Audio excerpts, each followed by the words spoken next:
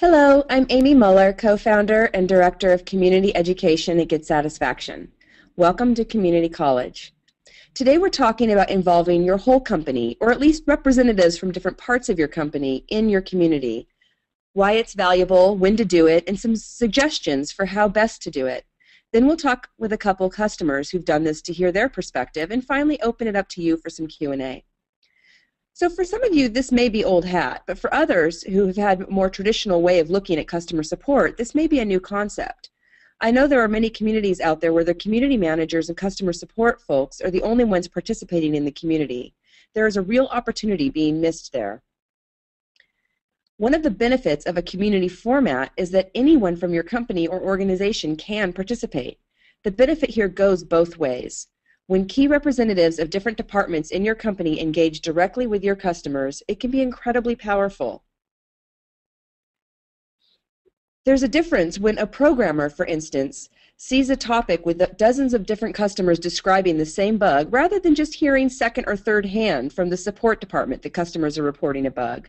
And then that programmer can even chime in on the topic to share and gather direct information with and from those customers to help reproduce and thus resolve the bug more quickly and efficiently.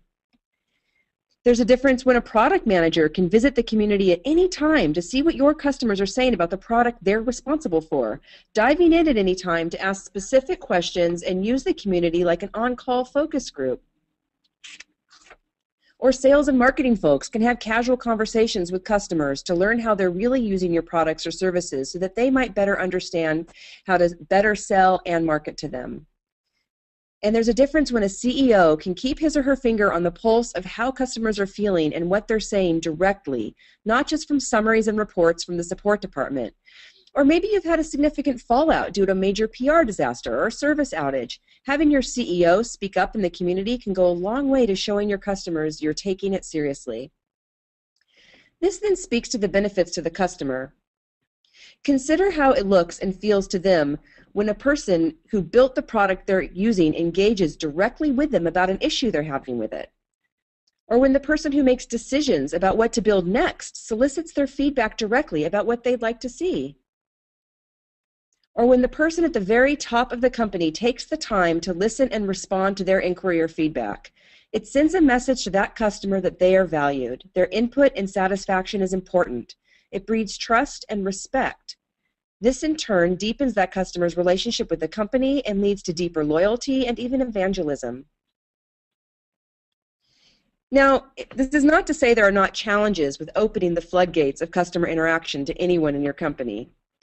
Different people have different temperaments and may have different ideas about what constitutes an appropriate response. Not all people were born to be community managers. There also may be a question about what things you should be transparent about versus a little more tight-lipped. Or how do you deal with product roadmap questions? How much can you say about what's being worked on, what's planned, when a release is coming? But these are pretty simple challenges to overcome. It comes down to policies and training. Having some simple guidelines for participating in the community, some rules of engagement is key.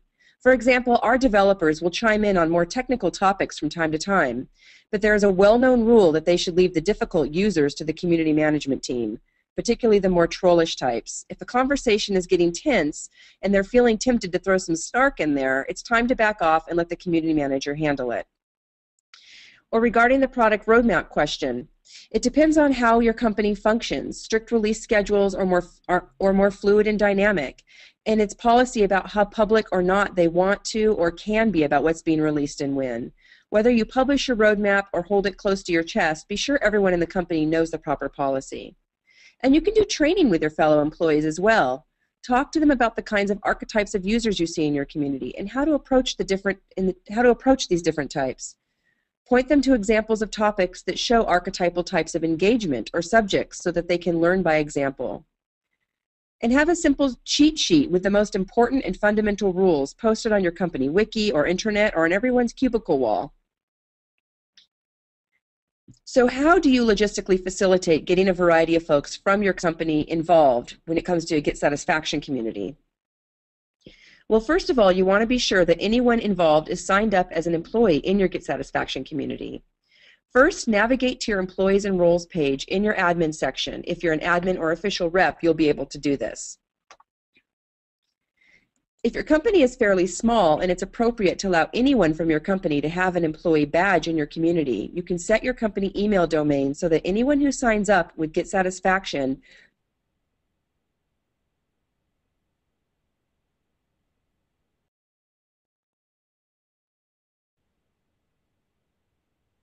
can add or invite them individually. If they already have a Get Satisfaction account with the email address you use to invite them, they will show up in your employee list. If they don't have an account, they will receive an email invitation.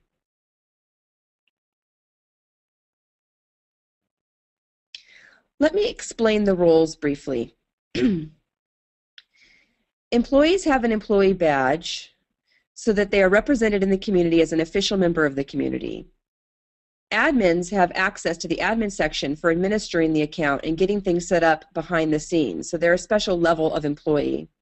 And if you're on a paid plan, you'll also have the option of setting employees as an official reps. Official reps are, by default, moderators. They automatically have moderation access.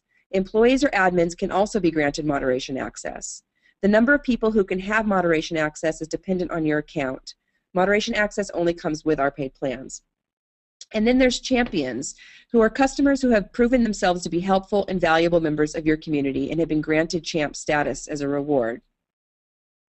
Champions can also be granted moderation access, though theirs is somewhat limited compared to employee moderators. For instance, champion moderators cannot create company update topics like this one, and they cannot set a reply as the best answer from the company.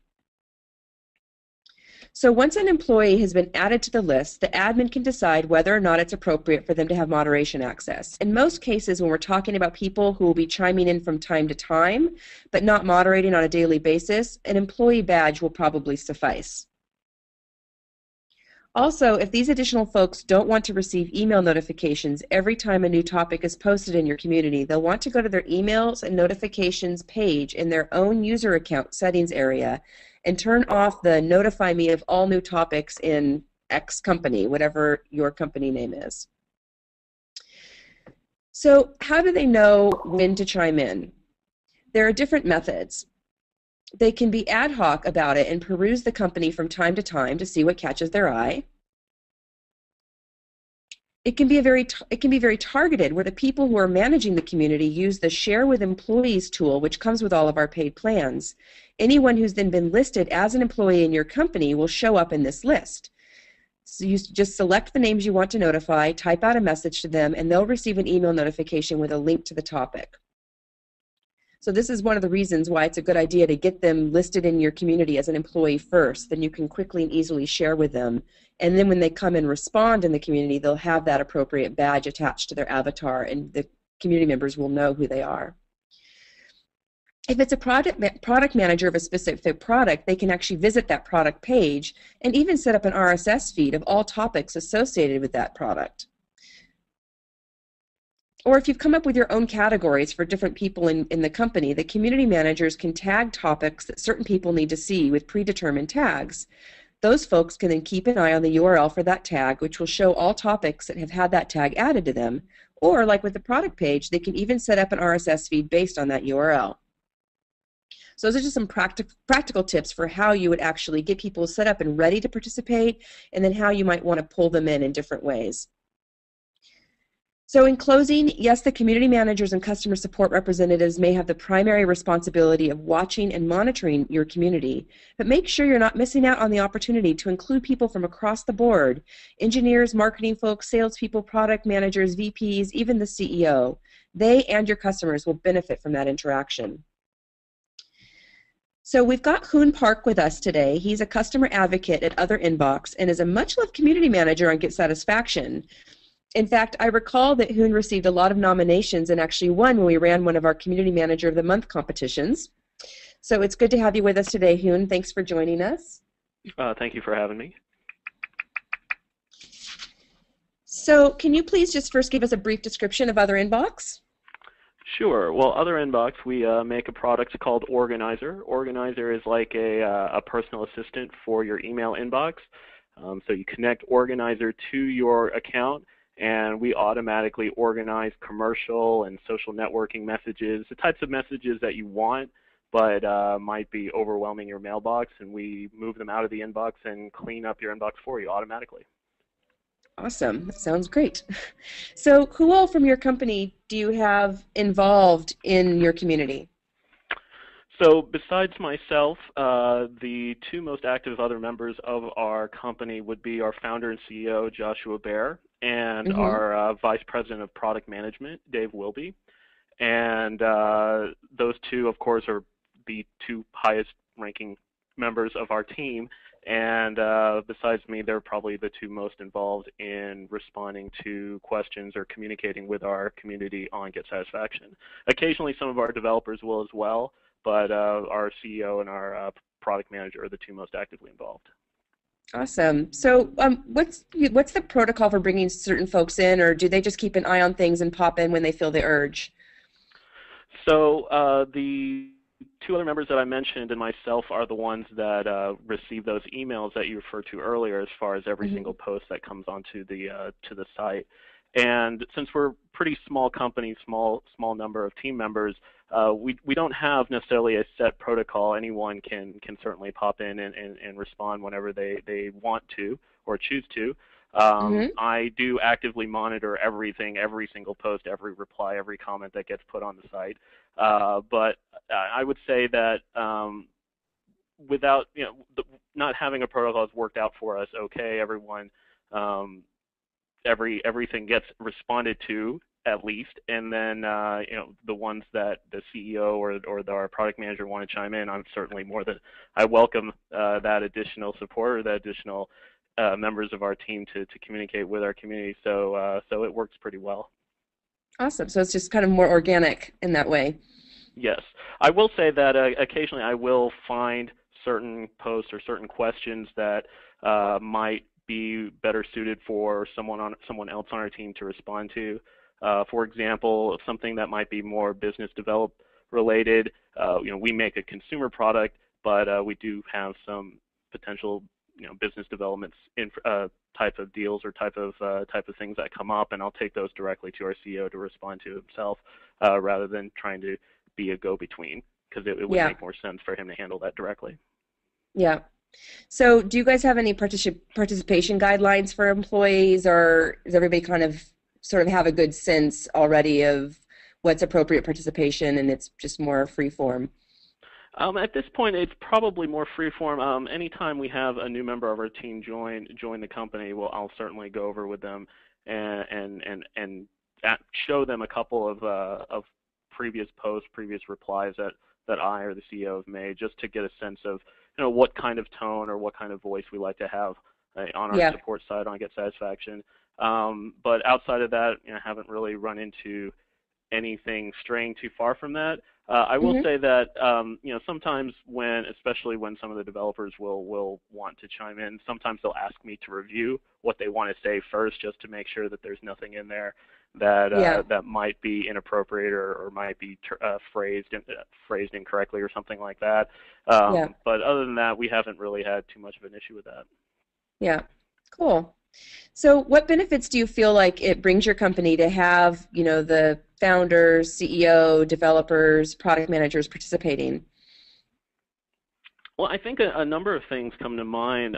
First of all, uh, we we have kind of different, not different hours, but everyone on our team will work at different times of the day, and Hmm. especially comparing myself and our CEO, he works on our company certainly a big part of the week, and so what you'll find is certain things will get responded to in the middle of the night. And so we've definitely had some of our users who've asked questions or posted problems get a response within 5-10 minutes at 2 in the morning and say, "Wow, that's that's pretty impressive." And just by having multiple people who are participating in this, that kind of thing can happen. Um, and another benefit I think is that it feels less like one person is the mouthpiece for the company. It makes it Hmm. feel less like a PR person is speaking on behalf, and that everything's carefully vetted, and it's more of a organic conversation with different members of the team. One example that I wanted to bring up was we had a member of our community who wanted to build an Android application because we didn't have one at that time, and needed some more technical details to help him create it. And he was able to communicate directly with our lead developer back and forth for a number of questions, a number of issues that if I was trying to respond to that, I basically would have had to go to that individual, to that developer rather, constantly and ask, all right, well, what's the answer to this? And it would have just been a big mess. And instead, Yeah, he was able to answer all those questions directly, and that turned out really well. that's great. Cool. So you feel like it's definitely brought value on both sides, both to the company and to your community. Certainly so. And I had one other example as well that I wanted to mention. Early on, our company started in 2008, and one of our earliest users, who was a very vocal member of our community on Get Satisfaction from those days, ended up becoming a developer here at our company. And because of all the interaction that he'd had on the site, he already knew several people on the team just through Get Satisfaction before he even started here. So that was kind of a unexpected benefit, but that worked out really nicely as well. That's awesome. It's a great story. Well, thank you very much for talking with me, and we'll mute you for now, but keep you on the line in case there's any questions specifically for you during our Q&A portion. So next up, we've got Zoli Radnai on the line, and he's the community manager at Prezi. Welcome, Zoli. Thanks for joining us today. Hello. Thanks for inviting me. You're welcome, and congratulations on your latest release. Thanks so much. We are very excited with the iPad app. Yes, it is super exciting. I can't wait to fully check it out. So can you please first give everyone a brief description of Prezi? Yeah. Prezi lets you to bring your ideas into one space and see how they relate. So we help speakers and audiences to connect with each other. Our goal is basically to help people understand each other better. So, and technically you can zoom out to see the big picture in Prezi and zoom in to see the details of your presentations. So we like to say that it's like it's like how web-based maps changed how we navigate through map books, old school map books. Cool, thank you. And about how many visitors do you estimate that you get to your community in a week? Well, we have different channels where we communicate with our community. We have, on Get Satisfaction, we have around 50,000 visitors a week. Wow, cool. And who all from your company do you have involved in your community? My job as a community manager is to wrap up trends and top trending topics and channel the community's voice back to the company. However, Prezi has a policy that everyone in the team, including the management, takes part in community discussions in our Get Satisfaction product forums. Because this way we are all connected to our users and get their valuable feedback firsthand, and we channel the feedback back to development and design, of course. So we have this special policy that everybody takes part in support. That's great. So do you have a certain protocol for bringing certain folks in, or does everyone just kind of keep an eye and pop in when they feel the urge? Well, it's pretty organic. Everyone jumps in every day choosing topics that best fit their needs and fields, of course. And I often forward topics to certain team members like developers or designers if the question requires their professional attention. So sometimes they just receive emails or we share topics using Get Satisfaction's related feature. And sometimes they find topics and they just start to communicate themselves with users. We also have a kind of policy in Prezi that once you have started to get engaged to a topic and have a discussion with the user, then you always follow and try to find a solution so that users can get connected to a certain team member and have a personal feedback and a personal support all the way. That's great, and kind of have it go full circle that way and not be left hanging. Yeah, that's smart. So that sounds like it's one of your participation guidelines for employees. Do you have any others that you use with your team for participating in the community? Oh, well, we have best practices to follow when we communicate with our users. We try to pinpoint issues, ask for technical details so that we can have the most effective way. When it comes to feature requests, and this is something that is a kind of guideline in Prezi, we often ask for use cases and user stories. So beyond having the information that users request a feature, we would like to know how would they use it and what would they use it for, so that we can learn from it. And as we build our roadmap, we can add all those user stories and user cases to the pool. Sometimes we also start topics ourselves and learn how people use the product and existing features, and learn from the answers. Yeah, that's great. I always like to say that an online customer community is sort of like having a free 24/7 focus group and Exactly. user testing. It's awesome when you can really use it that way. So what benefits do you feel like it brings your company to have your CEO or founders or head of product participate? And we have some screenshots here of some of those examples if you want to talk to any of these. Like what benefits do you feel like it brings your company or your customers? Oh yeah. So at present, it's very important for the management to develop the product with huge open ears to the feedback that comes from our user communities, and it's really natural for us from since the founding of the company. And beyond helping us to stay close to our users, it's also great that our users can see that Prezi management doesn't sit in an ivory tower, and on the contrary, they are just as interested in what our users have to say as Prezi employees and I as a community manager. So Cool. so they jump in lots of times. Like what we can see right now is the support topic for Prezi for the iPad, our latest feature, where one of the company founders and head of design, Adam, jumped in and answers questions people asked about And the app. then here's another one. Oh yeah, here is Peter and Adam. Peter is a product director and also one of the founders of Prezi, and he's really into computer science and development. So he often jumps in when it comes to more technical questions, and he provides support to users. And of course workarounds as well. So we have cases when users request certain features and which we don't have yet, and then Peter often offers workarounds and ways to get around the problem and find the best way with using existing features to have the benefit of that. And here is Peter, our CEO, who also often jumps in and goes into discussion with users and helps them. Great, awesome. So, and you really feel like it seems like there's some obvious benefits to the company and also to your community members by having all of this open engagement across the board. Exactly. We have lots of great feedback from our community, and we never forget to return. And this is something that that is very important for us as well.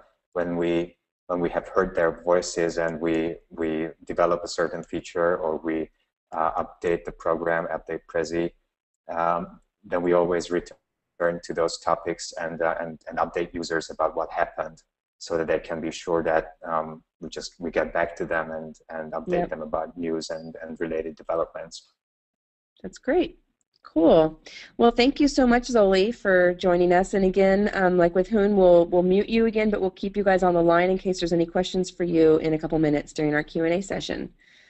Thanks so much. Taking the time, especially all the way from Budapest, to be with us today. Thanks so much. Looking forward to the questions. So, in summary, make sure that you understand the value of involving people in the various functional roles all across your company in your community, from product managers to programmers to sales and marketing to the CEO. Have some rules of engagement in place for community participation, do some training with your colleagues if that's appropriate, and lead by example.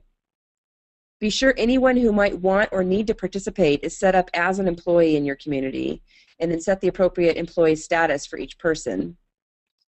and help them create a plan for how they want to monitor their activity and be pulled in when they're needed. So pretty simple, really actually very simple to do, and really brings a lot of value to both sides of the equation, to all the folks within your company and your customers.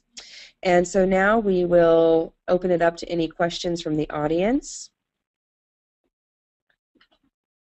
How do you decide what role different employees have in the community, e.g. moderator, employee, official rep, admin? So, well, first of all, it depends on what plan you have. If you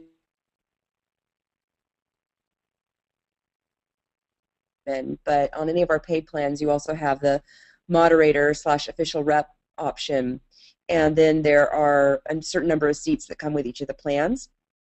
You really want to reserve the moderator seats for the people who are doing the hard, daily work in the community of, monitoring the community. So your community managers, your customer support folks, your customer advocates, the people who are daily monitoring the community, who need to moderate topics, who need to curate content in the community. These are all things I've talked about in some of my past webcasts. Those are the things that you could do with the moderation tools. Someone who is just going to be coming in from time to time to respond to topics, but won't be doing any sort of moderation actions like archiving, removing, merging, editing titles, that kind of thing.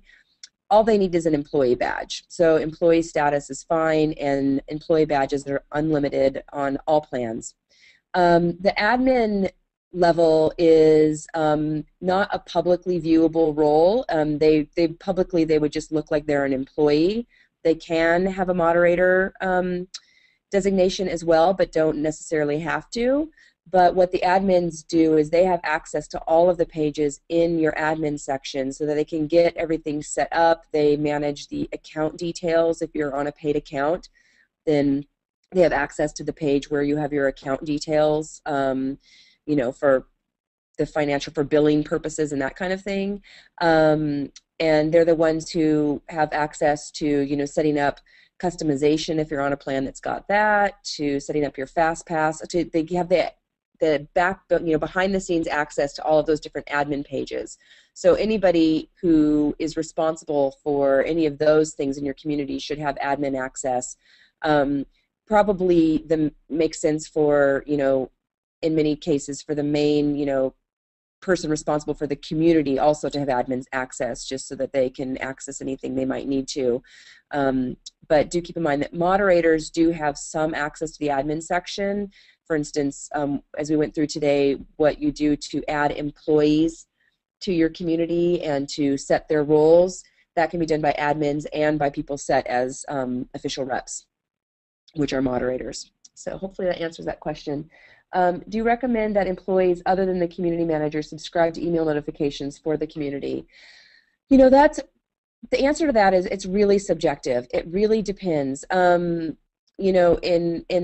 the cases of, I think both with Other Inbox and Zoli, they do have a few members of their founding team and management team who do receive email notifications of all activity. And it's really an individual prerogative if a person wants to really have their finger on the pulse of everything going on. For some people, that just might be too much noise in their inbox, and they really can let the community managers handle that side of it, knowing that there's a process in place for anything that they should see to get funneled to them. So it really just depends on sort of the culture in your company, the temperaments of the people that you're working with, what their workflow is, what kind of process you set up for their participation in your community. Even community managers who don't like to use their inbox as a way of managing, sort of monitoring what's going on in the community, can turn off those email notifications and just use the management view to view all the activity and keep tabs on what's new. With the management view, you can see right away any new activity that's happened in your community, new topics that have been created, new replies on old topics, when a new reply has come in since the last employee reply. All of those things are have indicators on them in the management view so that you can make sure nothing's falling through the cracks. and then not worry about having things come into your inbox. It's really just a personal preference sort of thing. So, and I think that's about it for questions today. There weren't a whole lot of questions. I think this is a pretty straightforward talk and simple. And so thank you, Hoon and Zoli, for staying on the line for us anyway. And I really appreciate your time presenting today and sharing your perspectives with us on involving other folks in your community, in your company, with your community and with your customers. Next week, please join us for Get Satisfaction for Facebook, how best to serve and engage with your customers inside Facebook. And that will be again on Wednesday morning at 10 o'clock Pacific time. Also, we'd love to hear your suggestions or requests for additional topics for our Community College webcast. So please email us at communitycollege@getsatisfaction.com, or you can always share your ideas and feedback with us in our community at getsatisfaction.com/getsatisfaction. All of our webcasts get posted online eventually. Some of them are at youtube.com/getsatisfaction. Some others are at getsatisfaction.tv. We're working to aggregate all of it into one place. But we've got webcasts and demos and tutorials and all kinds of things posted in those locations.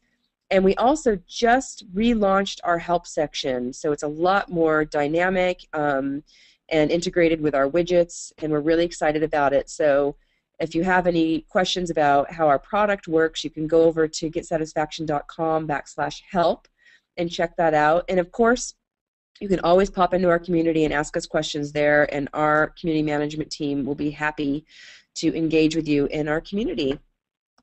So thank you so much for joining us today, and have a great rest of the week, and we'll talk to you next week about Facebook.